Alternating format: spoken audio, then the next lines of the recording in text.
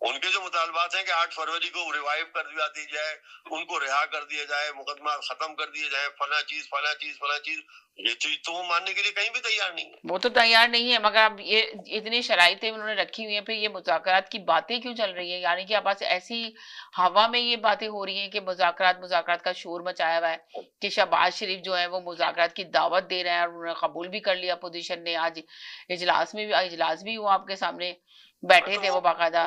تو یہ سب کیا لال بتی کے پیچھے لگانے والی بات نہیں لگ رہی آپ کو؟ لال بتی کا نہیں, شہباز شریف کا سامنے یہ آپ یہ سمجھیں, ان کا کہنا یہ ہے کہ اگر میرے پاس ٹیبل پہ آ رہا ہو تو سر جھکا کے آؤ, تیار ہو کے آؤ کہ کون کون سی چیزوں سے تمہیں پیچھے ہونا ہے.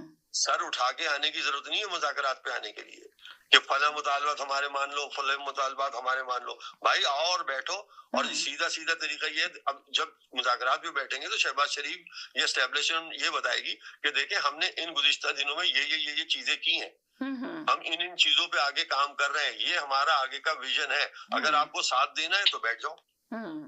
اور اگر آپ یہ کہہ رہے ہو کہ نہیں جی فلاں چیز ہماری ہے, فلاں چیز ہماری, تو جہاں تم بیٹھے ہو وہیں بیٹھے رہو سکون سے, اس سے زیادہ. تو یعنی کہ آپ کو کیا لگتا ہے کہ یہ اسی طرح چلتی رہے گی چیزیں, یا کچھ سیٹل ڈاؤن ہوں گی یہ چیزوں میں؟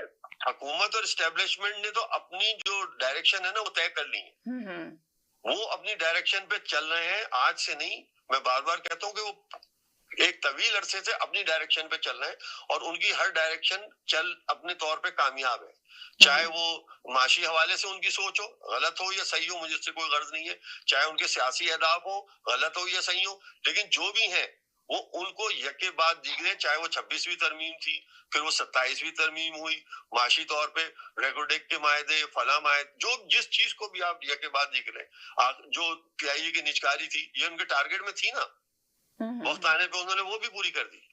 26ویں ترمیم ان کے ٹارگیٹ میں تھی, آئین میں تبدیلی ان کے ٹارگیٹ میں تھی, عدلیہ کو کنٹرول کرنے کی ان کے پاس پروگرامنگ تھی, وہ سب کیا نا انہوں نے یکے بعد دیگرے. اور جب وہ اس اسٹیج پہ پہنچ گئے, اب آپ سے کہہ رہے ہیں آؤ بات کرنے کے لیے تیار ہو, آؤ ہم سے بات کرو گے. جب آپ بات کرنے کے لیے آئیں گے تو پھر وہ بتائیں گے کہ ہم یہ سب کچھ کر چکے ہیں.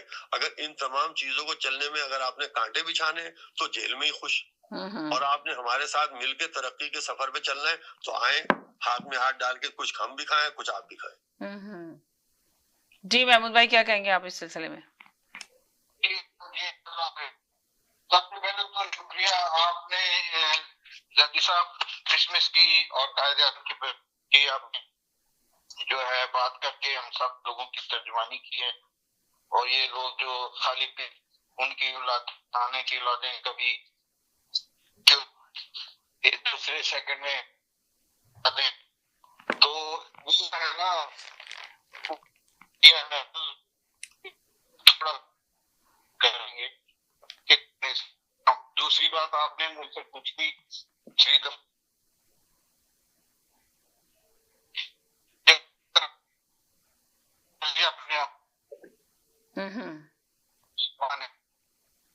آپ کی آواز اتنی کٹ کٹ کے آ رہی ہے, صحیح سے بولیں, کہاں سے بول رہے ہیں؟ جی پلیز مجھے بات کر لینے دیں, پھر اس کے بعد آپ کو ٹوکیے گا. آپ مجھے ایسا مت کریں, میں بھی گھنٹے سے سن رہا ہوں.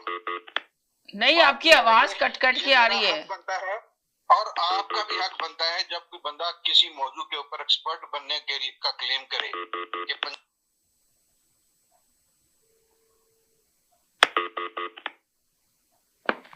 جی بولیں, کیا آواز نہیں آ رہی آپ کی سر؟ اوہو